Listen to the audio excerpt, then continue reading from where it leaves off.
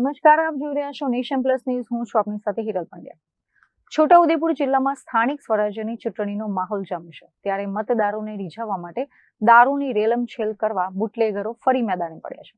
જોકે ચૂંટણી પંચ અને જિલ્લા પોલીસ વડાના આદેશથી પોલીસ પણ અત્યારે એક્શન મોડમાં છે, જેને લઈને તાજેતરમાં દારૂનો મોટો જથ્થો ઝડપી પાડ્યો હતો.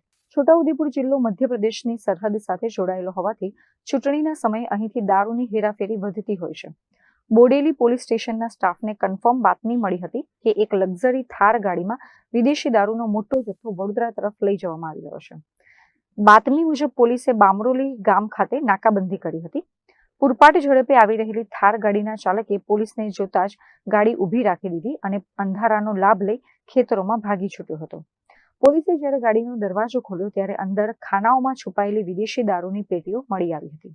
પોલીસે 2,53,000ની કિંમતની દારૂની બોટલો અને 10 લાખ રૂપિયાની કિંમતની થાર ગાડી મળી કુલ 12,53,000નો મુદ્દામાલ કબજે કર્યો છે. પ્રાથમિક તપાસ મુજબ આ દારૂનો જથ્થો ચૂંટણીલક્ષી પ્રવૃત્તિઓ માટે મધ્યપ્રદેશથી ગુજરાતમાં ઘુસાડવામાં આવ્યો હતો. બોડેલી પોલીસે હાલમાં પ્રોહિબિશન એક્ટ હેઠળ ગુનો નોંધી ફરાર કાર ચાલકની શોધખોળ હાથ ધરી છે. ચૂંટણી પૂર્વે પોલીસની આ મોટી કાર્યવાહીથી બુટલેગરોમાં ફફડાટ વ્યાપી ગયો છે અને સરહદી વિસ્તારોમાં ચેકિંગ વધુ સઘન બનાવવામાં આવ્યું છે. Rehan Patel, nation plus news, Chhota Udepur.